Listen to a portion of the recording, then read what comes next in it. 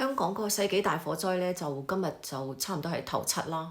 咁樣而家死亡人數咧上升到156人。咁而家咧嗰個主要個氛圍咧，媒體嘅氛圍咧，響香港內外都係針對個政府啦，就鬧政府狗官啊，同埋邊個仆街官員啊。咁呢個都覺得可以理解嚇，你鬧邊個？但係有冇用咧嚇？仲有一樣嘢就係話你希望政府可以依賴政府去解決你嗰啲切身問題，但係呢個咁嘅希望係唔係即係好切合實際咧？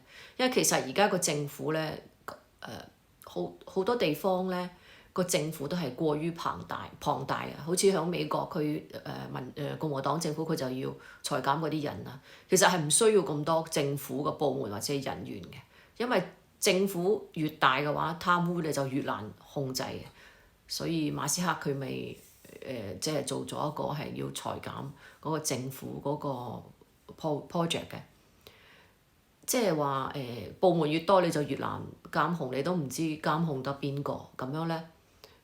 政府係人做噶嘛，有人啊肯定有錯失，肯定有貪污嘅。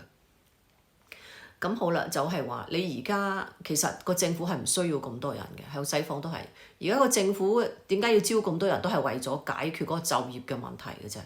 實際上咧，個政府越細咧就越靈活，同埋貪污係會少好多。但係咧，你為咗解決美國都係啦。好似好多民主黨嘅就為咗解決就業咧，就夾硬即係塞啲人咧入去政府。咁我呢個亦都可以理解。咁但係咧，即係我覺得咧，居民咧唔好有一個錯覺，你咩都可以靠晒政府。其實唯一可以靠係你自己嘅。即係當你覺得唔妥嘅時候，你應該立即就要反映俾你嗰個議員聽。如果政府打電話，肯定幾千萬人人打電話，邊個聽到你嘅電話咧？但係你同你個區嘅議員講咧。反映佢一定會處理嘅，唔處理咪日日都去同佢傾咯。即係你自身切身嘅安全啊、切身嘅利益啊、生命財產呢啲嘢係依賴你，應該依賴你自己，係掌握喺你自己嘅手裏邊嘅。你一定要同相關部門要溝通，最直接就係你個區議員。所以咧，你唔可以你咩都唔講，你就眯埋隻眼就認為政府可以依賴政府可以保護到你。成千上萬人，成千上萬個地方啊，一個政府啊，點可以知道啊？點可以睇到你啊？點去知道啊？